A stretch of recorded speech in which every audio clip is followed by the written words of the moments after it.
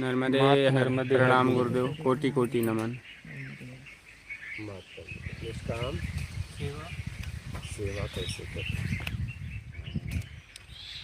निष्काम सेवा का अर्थ है, मतलब है कि जहाँ कोई इच्छा अपेक्षा न हो, वो तभी हो पाएगी जब ज़रूरतमंद की सेवा करेंगे।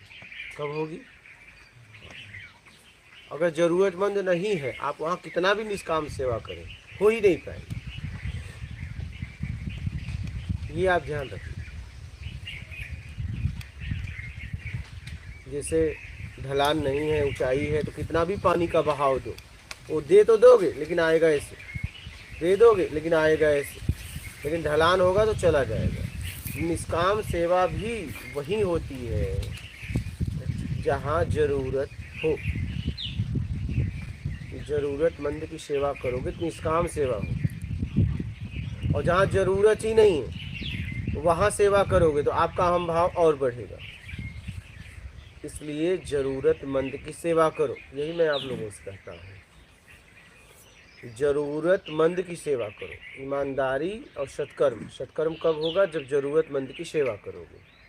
तो निष्काम सेवा ज़रूरतमंद के लिए कुछ करोगे तो वहाँ होगी निष्काम सेवा, उसे कहते हैं सत्कर्म।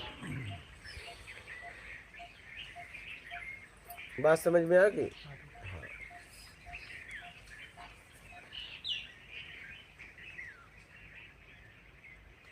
ज़रूरत में शरीर की ज़रूरत, अब पता चला किसी की दारू की ज़रूरत है तो मत देना।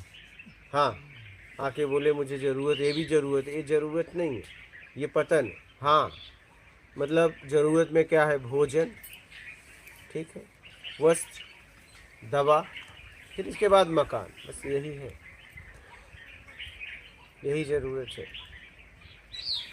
एक स्थान से दूसरे स्थान तक सहायता कर देना पहुंचने में, क्या? बस इतना सा है।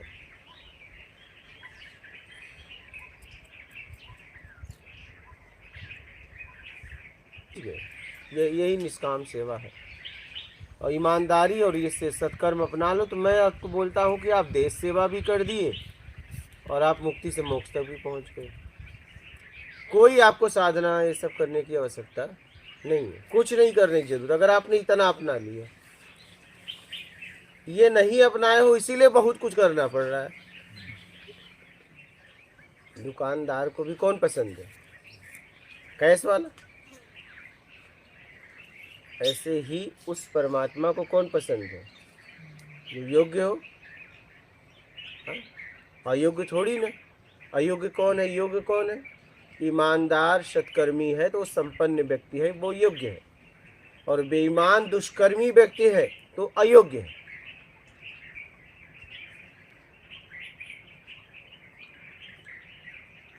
समझ रहे? यही है योग्यता अयोग्यता की परिभाषा। अब देख लो कि आप किस में से हो।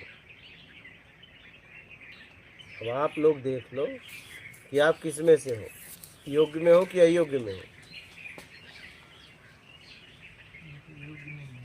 हाँ, अभी तो योग्य में ही है, किसमें? बेईमान हाँ, वही तो अयोग्य में हो। बस तब क्या परमात्मा ढूंढ रहे हो? मैंने कहा ना कि अगर आप अपने बारे में विचार करें, आप खुद कहेंगे कि ये जन्म छोड़ दो, जिस चाल से मैं चल रहा हूँ लाखों जन्म में भी नहीं पहुँचूंगा। अगर यही चाल रही तो, यही आचरण रहा तो, ये आप खुद निर्णय दे दोगे, कोई और नहीं। ये जिस चाल से आप चल रहे हो, अगर आपको भी बोलना हो लिखना हो अपने बारे में तो लिखोगे कि लाख जन्म में भी नहीं होगा भैया स्वयं की उपलब्धि। इसलिए चाल बदल लो, और चाल बदलने के लिए ईमानदारी सत्कर्म अपना लो, बेईमानी दुष्कर्म का पूरी तरह त्याग करो। परसेंटेज में मत रहो, या तो तुम ईमानदार हो या बेईमान हो। बेईमान हो तो ईमानदार नहीं, ईमानदार हो तो बेईमान नहीं। परसेंटेज में मत जाओ।